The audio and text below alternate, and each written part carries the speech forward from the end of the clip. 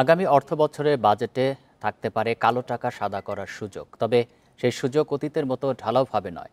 এবার বাড়ানো হবে করের হার। এদিকে আবাসন ও শেয়ার বাজারে অপ্রদর্শিত অর্থ বিনিয়োগের সুযোগ চান খাত সংশ্লিষ্টরা। যদিও নৈতিকভাবে এই সুযোগকে সমর্থন করেন না বিশ্লেষকেরা। তারা বলছেন, কালো টাকা বিনিয়োগের সুযোগ দুর্নীতিকে সহায়তা করবে। এ নিয়ে আলোচনা করতে ধানমন্ডি থেকে আমাদের সাথে যোগ দিচ্ছেন অর্থনীতিবিদ ডক্টর মোহাম্মদ মাহবুব আলী। জনাব মাহবুব আলী, আপনাকে স্বাগত জানাচ্ছি ইন্ডিপেন্ডেন্ট সংবাদে। এবারও বাজেটে যদি কালো টাকা সাদা করার সুযোগ থাকে, তবে আগের চেয়ে আর কি পরিবর্তন আসছে, এই নিয়ে তো সমালোচনা চলছে। ধন্যবাদ। অ্যাকচুয়ালি বাজেটে কালো টাকা সাদা করার সুযোগটা থাকুক, এটা আমি সবসময় প্রত্যাশা করি। যদি কালো টাকা সাদা করার সুযোগ না থাকে, তবে যেটা হবে, বাংলাদেশ থেকে যে ক্যাপিটাল ফ্লাইট হয় সব সময়, সেটা আর মাত্রা আরো বেড়ে যাবে। এবং যদি ক্যাপিটাল ফ্লাইট হয়, যারা ক্যাপিটাল ফ্লাইট করেন তারা কখনো এই টাকা দেশে আনবেন না, রাদার তারা বিভিন্ন দেশে এটা বিনিয়োগ করবেন।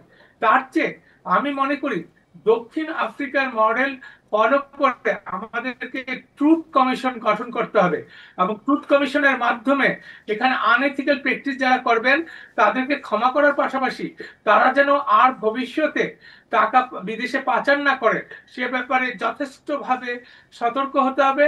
এবং যেহেতু ট্রুথ কমিশনে যারা দায়ী ব্যক্তি তাদের নাম ঠিকানা সব প্রকাশিত হবে, তাই আমি মনে করি মান সম্মানের ভয়ে, ইজ্জতের ভয়ে এথিক্যাল এবং মরাল প্র্যাকটিস তারা গ্রহণ করবেন। এবং আমি মনে করি বিশ্বের বিভিন্ন দেশে কালো টাকা সাদা করার সুযোগ আছে। পাশাপাশি যারা দণ্ডনীয় অপরাধ করে তাদেরকে অনেক সময় জেলে যেতে হয়, কিন্তু আমাদের দেশ যেহেতু গরিব দেশ, জেলে গেলে তাদের উপর নির্ভরশীল ইন্ডাস্ট্রিগুলো বন্ধ হয়ে যেতে পারে। সেই জন্য তারা যদি ট্রুথ কমিশনে দণ্ডি দেয় এবং দণ্ডি দেওয়ার পর সেই টাকা যদি আমাদের রাজস্ব তে আয় হয়, তাহলে সেইটাকে আমরা কাজে লাগাতে পারি এবং আমরা ইকুইটেবল জাস্টিসের কথা বলতে পারি এবং ইকুইটি উইথ গ্রোথের কথা বলতে পারি। কারণ এই মুহূর্তে আমি বিশ্বাস করি, কালো টাকা হোক সাদা টাকা হোক, সেটা মানুষের কর্মসংস্থান সৃষ্টি করতে হবে। আমাদের যে তরুণ সমাজ আছে, জেন জেটরা আছে, তারা যদি চাকরি পায়, তাদের যদি ভবিষ্যৎ সুন্দর হয়, তারা অবশ্যই দেশকে আরো বেশি অনেক সুন্দর মাত্রায় দেশ পুনর্গঠনে কাজ করতে যে কাজ পারবে। করতে পারে, আমি তাই একটু আরেকটি বিষয় যারা একটু আপনার কাছে জানতে চাই, যে অনেকেই আসলে বলছেন যে কালো টাকা বিনিয়োগের সুযোগ দুর্নীতিকে সহায়তা করবে এবং এই সুযোগ আসলে বৈষম্যমূলক। আপনি কি একমত কিনা?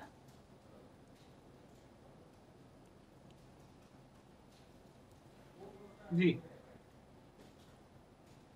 হ্যালো, আপনি কি শুনতে পাচ্ছেন? আমি শুনতে পাচ্ছি।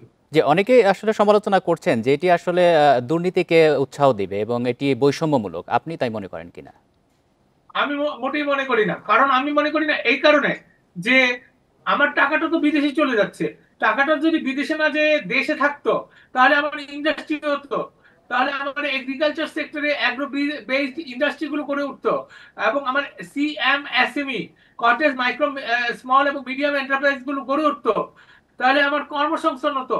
বাংলাদেশে এখন রিডিস্ট্রিবিউশনারি ইনকাম এফেক্ট শুধুমাত্র কর্মসংস্থানের মাধ্যমে হয়, এবং কর্মসংস্থান হলেই সেটা পার্চেজিং পাওয়ার প্যারিটিতে হয়।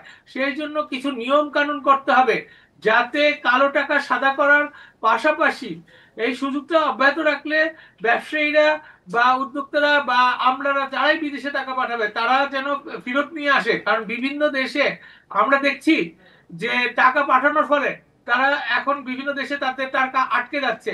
তাই এই মুহূর্তে তারা সেইটা টাকাটা যদি দেশে নিয়ে আসে এবং সেখানে তাদেরকে কালো টাকা সাদা করার সুযোগ দেওয়া হয়, আমরা যদি সাউথ আফ্রিকান মডেলটা অনুসরণ করি, তাহলে কিন্তু আমাদের দেশে হাইপার ইনফ্লেশন হবে না, হাই ইনফ্লেশনটাও অ্যাডজাস্ট করে যাবে, এবং কর্মসংস্থানের সাথে সাথে মানুষের ক্রয় ক্ষমতা বেড়ে যাবে।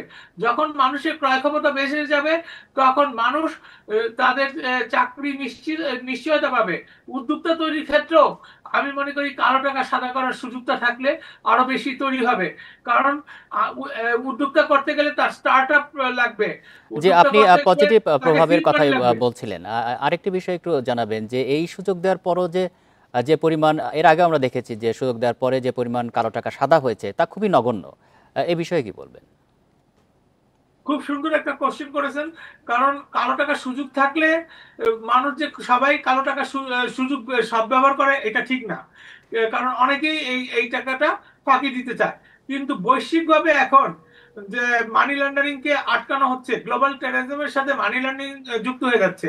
ফলে আমাদের দেশ থেকে যারা বিশাল অঙ্কের টাকা পাচার করেছে তারা বিভিন্ন দেশে, কানাডা, ইউকে সহ বিভিন্ন দেশে তারা কিন্তু ক্ষতিগ্রস্ত হচ্ছে। ইভেন ইউনাইটেড আরব আমিরাত, সেখানেও কিন্তু অনেকের অর্থ সম্পদ বাজেয়াপ্ত হচ্ছে। যখন এই ধরনের ঘটনা ঘটবে তখন যেহেতু বাংলাদেশে টাকার সাদা করার সুযোগ থাকবে, তারা কিন্তু অটোমেটিক্যালি এই দেশে টাকাটা ফেরত আনবেন।